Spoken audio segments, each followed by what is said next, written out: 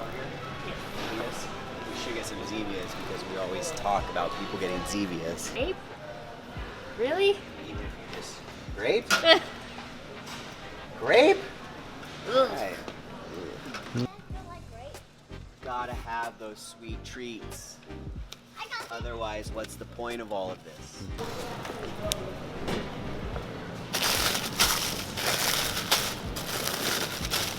Frozen vegetables. We'll tell you why later. Parsnips and turnips.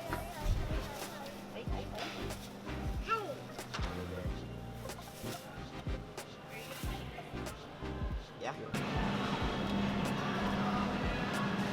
Instead of, I don't think, do you need chimichurri and this flank steak and tri-tip? No. So we'll get flank steak, chimichurri. That's all I need, right? And then I have turkey.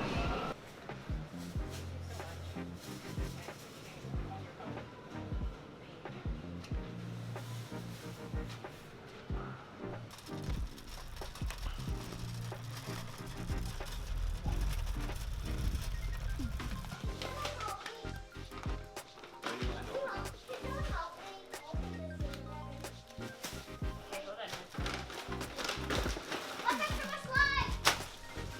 Okay, can you grab that? So the whole reason we wanted Dallas to follow us along today and show what we do for a typical week with grocery shopping is we've had a lot of you guys ask what we do for food, what we do with nutrition, and our thoughts on it. Starting the new year, we are going to be doing a fun little quarterly challenge where we're going to take 10 people. We're going to write you guys some meal plans. We're going to give you nutrition homework or lifestyle stuff. We're going to talk about that more as the new year approaches, but we figured now would be a great time as the holidays are approaching, as that new year's getting closer, to kind of show you a little peek into how we operate each week when it comes to our food and our nutrition. Obviously for us, it works for us. It doesn't mean that it's going to work for everybody, nor would we encourage everybody to do it the way that we do. We have done a bunch of different things. We've tried a bunch of different methods, and for us, this is definitely the one that works out best for us. It allows us to prep our whole week. It allows us to take care of Sterling's food as well. It allows us to still feel like we're eating good food instead of just rice and broccoli and chicken. We feel like it allows us to look forward to the meals that we're going to eat instead of dreading them, which I know a lot of times when people think about meal prepping, that is the case, where they just don't even want to get into it because the foods are so bland, they are so boring, they are so mundane. So we're just going to talk a little bit about what we have this week going on and why we made the choices that we made.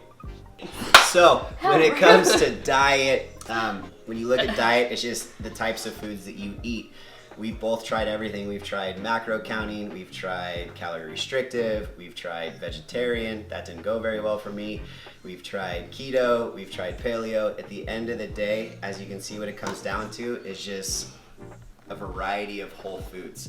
For our fruits and vegetables, we try to get as many different colors as we can because the different colors in those vegetables and fruits represent different nutrients that our body needs. We're also a big fan of frozen vegetables. A lot of times with the frozen vegetables, what happens is they're picked at the source, flash frozen, so those nutrients are trapped in there. So they're actually a lot more nutrient dense than some of the stuff you might get in the normal produce aisle. When it comes to our meats, in a perfect world, we try to buy as much nitrate-free, organic, free-range as we could, but that obviously gets really, really expensive. So when it comes to that, we just try to keep it varied, just like the fruits and vegetables. I like to have at least 2 different options throughout the week. I know Erica normally sticks with ground turkey and a couple different ones. I think we just really stick to, it's closer to the paleo sort of thing. That's what we started like 7 years ago. That's what got us to start eating healthier.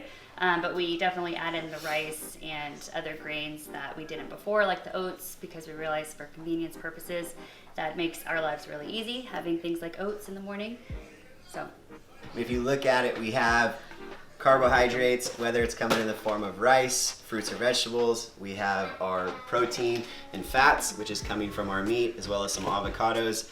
And then we just try to make it as balanced as possible. And today we're going to show you About every month we switch up our menu. There's a few things that we keep pretty standard across the board, but every 3 to 4 weeks we try to switch up the things that we're eating, whether it's the sides or the dinners, just to give us some freedom and so we don't feel so much of that routine, because just like everybody else, we get bored of eating the same thing over and over again.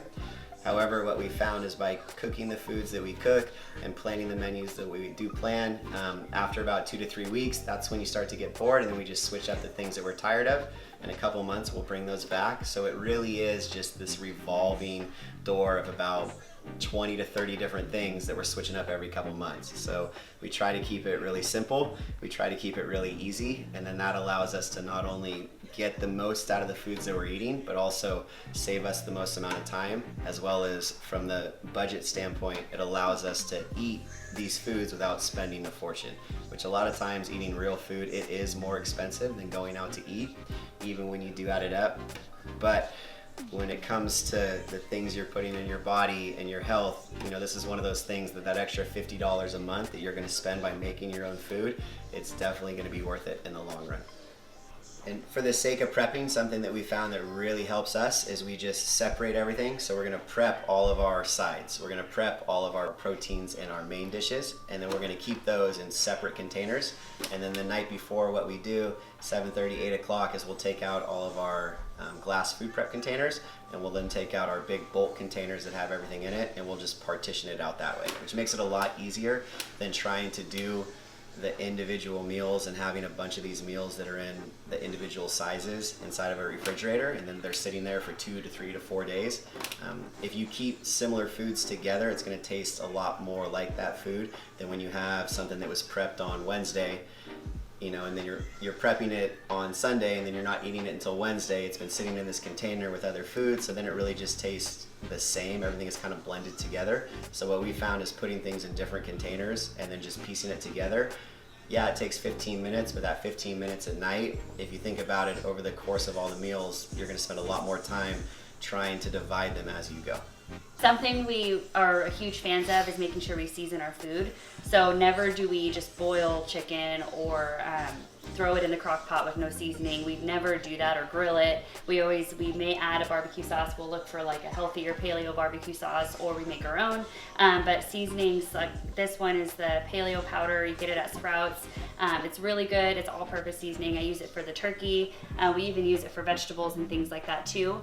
We're not afraid of using some sea salt. A lot of people I hear are nervous about putting salt on their food. Typically when you make your own food, you're never going to add the same amount of salt as you would as a packaged food, so you're typically pretty good there. We really make sure to make our food taste good, so we look forward to eating it. That's a huge thing that I feel like a lot of people are missing. So for me, I typically have anywhere from 4 to 5 meals a day. Starts with my overnight oats that Erica will make for me the night before. Anywhere from about 90 minutes to 2 hours after that, when I get a break, I will have my breakfast burrito with the sprouted wheat tortilla, a little bit of arugula, eggs and sausage. And then typically about 2 to 3 hours after that, I'll have lunch. And then lunch and dinner are pretty much the same thing. It will be the protein, a side, and then a little bit of fruit. At nighttime, that's when I have my snack for the night, which is the sourdough toast with some peanut butter and then blueberries on it. And for me, getting that last little bit of food at night, that helps me go to bed feeling full, so I don't wake up in the morning being a little bit too hungry or having that sweet tooth. The blueberries and the peanut butter, that salty sweet, can't go wrong there. So that's a typical day for me. Typical day for me is I start out with that glass of water that Trevor just talked about. Then I'll have my protein coffee because I'm obsessed with that, which is just coffee with a scoop of, or a half scoop of protein. And then I have either overnight oats or a breakfast smoothie. And the smoothie usually has the greens, like spinach kale mix with some frozen banana and frozen blueberries and some almond milk and protein. Or the overnight oats, which is just the oats and the same sort of thing, almond milk, protein, things like that. I aim for usually 3 meals and 2 snacks in a day. I try to make it stretch about 3 to 4 hours after each meal. I always have protein in my meals, and I always have have usually a carb and a vegetable. Sometimes I'll have, like later in the day, I have more fats because I train earlier in the morning. So then I'll have, whether it's a little bit of peanut butter or avocado, something like that, and I'll have a little bit less on the carbs. But usually every meal that I have has a vegetable and has a protein. And then it's either higher in carb or lower in fat. Or higher in carb or higher in fat. And then if it's high in carb, then it's low in fat. If it's high in fat, it's low in carb. Times people say or ask us is, what should I eat before training? What should I eat after training? Yeah, those are really important things that you need to take into consideration. But before you get there, you need to make sure that you're eating 3 to 4 meals a day of real food. If you're not even getting that, Vegetables 3 to 4 times a day. Vegetables 3 to 4 times a day. Protein sources from things that you're cooking. Limit the processed foods. Limit how much that you're eating out. If you're not doing those things yet, I would start there. And then once that's dialed in, everything else will become a lot easier. There are no shortcuts. I wish there was a shortcut. I wish all you needed to do was eat the right thing at the right time, and then the rest of the day wouldn't matter. But unfortunately, that's not the way it is. So what we're big proponents of is just looking at it globally. And once you get the foundation down, then we can start diving into more of those specific things.